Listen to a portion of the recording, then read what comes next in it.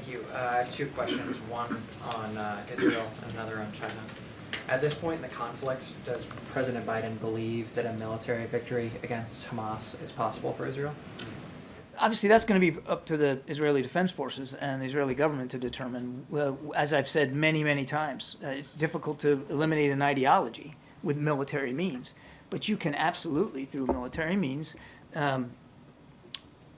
decapitate their leadership, dry up their resources, eliminate their infrastructure, their ability to operate, store weapons, train troops. I mean, all of that stuff can be targeted with military means. But as I've also said, and you have to keep it in the context of this call, it matters how you do that. It really matters a lot how you do that.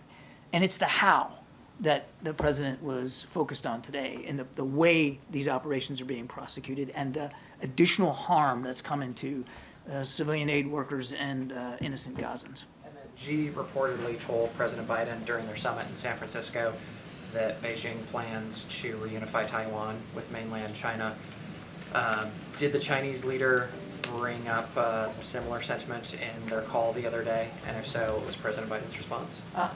Certainly Taiwan came up in the context of the call. There's not a single discussion that we don't have with senior leaders in the PRC where we don't talk about Taiwan. Of course it came up.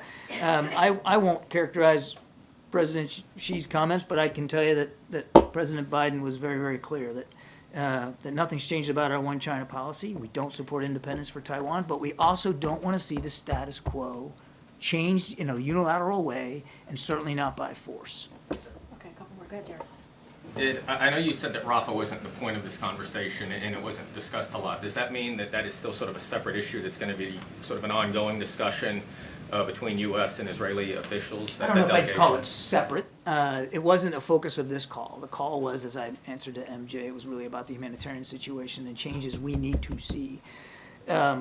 But we look forward to having another conversation with Israeli counterparts in coming days, hopefully in a week or so, on Rafah specifically. And we hope this next one will be in person, but we'll have more to say about that as we get closer to it. So an operation in Rafah would not sort of run counter to these new conditions that the president laid out to the I didn't say that at all. I mean, one of the big concerns about a ground operation in Rafah that we've expressed is the damage it could do, the death and destruction it could render to the 1.5 million Gazans that are seeking refuge there. So, again, today's call was really focused on humanitarian assistance, civilian casualties, and that includes humanitarian aid workers.